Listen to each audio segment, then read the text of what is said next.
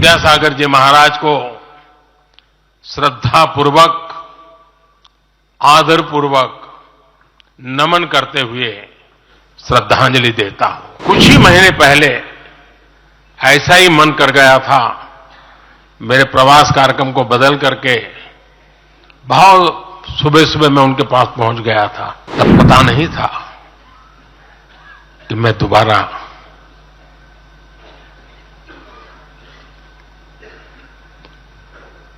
उनके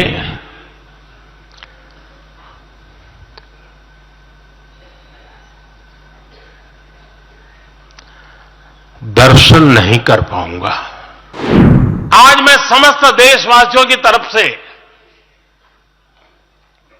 संत शिरोमणि आचार्य श्री 108 पूज्य विद्यासागर जी महाराज को श्रद्धापूर्वक, आदरपूर्वक नमन करते हुए श्रद्धांजलि देता हूं। उनके संवलेखन समाधिस्थ होने की सूचना मिलने के बाद उनके अनुयायी शोक में हैं, हम सभी शोक में हैं। और मेरे लिए तो यह एक व्यक्तिगत क्षति जैसा है। वर्षों तक मुझे व्यक्तिगत रूप से अनेक बार उनसे मिलने का, उनके दर्शन करने का, उनके मार्गदर्शन प्राप्त करने का अवसर मिला है। कुछ ही महीने पहले ऐसा ही मन कर गया था, मेरे प्रवास कार्यक्रम को बदल करके बहुत सुबह सुबह मैं उनके पास पहुंच गया था। तब पता नहीं था कि मैं दोबारा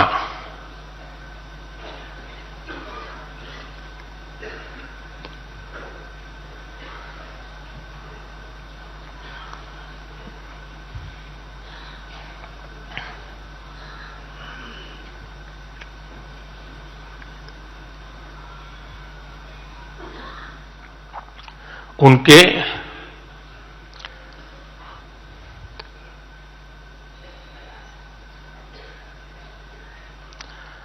दर्शन नहीं कर पाऊंगा।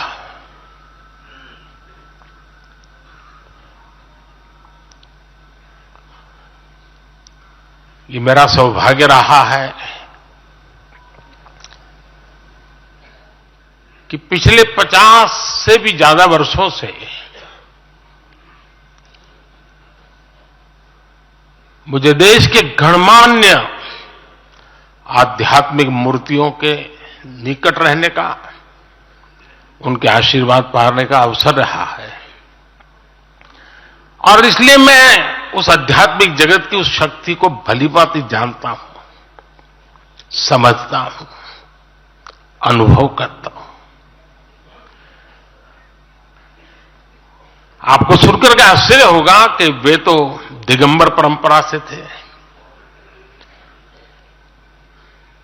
उनका जीवन कैसा होता है हम जानते हैं, लेकिन शायद ही कोई ऐसी महत्वपूर्ण घटना ऐसी नहीं होगी या मेरी तरफ से कुछ महत्वपूर्ण किसी काम में मेरा संबंध आया हो, 24 घंटे के भीतर भीतर उसका एनालिसिस करके मुझे उनका संदेश आता था। यानी कितने जागरूक थे,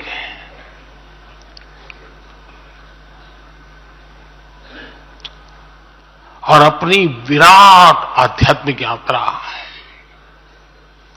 और उसके बाद भी वो हम सबको हमेशा प्रेरणा देते रहे हैं।